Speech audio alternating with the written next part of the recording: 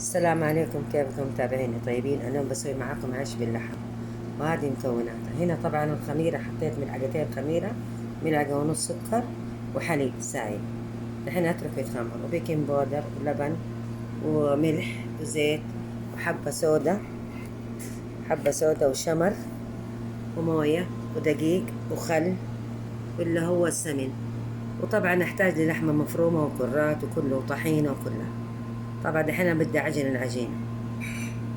شوفوا يا حبايبي، حطيت المكونات الجاف اللي هو الشمر والحبة سودا وملح، وحطيت ملعقة ونص بيكنج بودر. دحين اخلط المكونات مع بعض. شوفوا يا حبايبي، طبعا ما قلت لكم انه لازم حبة بيضة. حطيت حبة بيضة. دحين المكونات السائلة حطيت حبة بيضة والسمن ولبن زبادي. دحين اضيف عليه اللي هو الخميرة اللي انا سويتها مع الحليب والسكر. وبعدين اعجن المكونات كلها مع بعض، وإذا احتجت للموية أضيف الموية تدريجيا لغاية ما تتماسك العجينة. شوفوا يا حبايبي، خلاص عجنتها. دحين أغطيها وأتركها تتخمر، وأسوي اللحمة المفرومة. طبعا اللحمة المفرومة زي لحمة المفرومة حقت السمبوسة.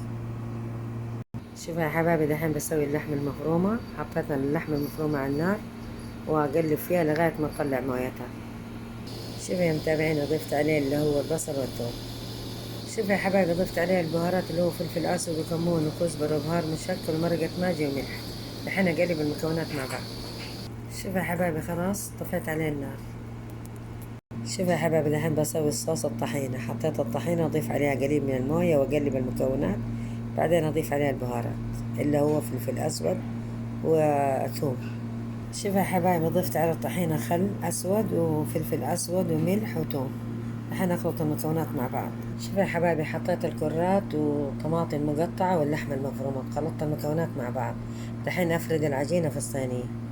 شوفوا يا حبايبي كيف تخمرت العجينة. شوفوا يا حبايبي، حطيت اللحمة المفرومة والسمسم والبيض. الحين ادخلها الفرن. شوفوا يا متابعيني، خلاص طلعت من الفرن. شوفوا ما شاء الله تبارك الله. شوفوا سمكوا كيف،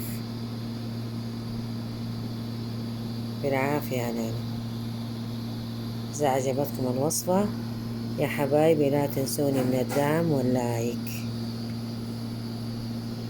شوفوا هذه صينية وهذه الصينية الثانية. العافية علينا.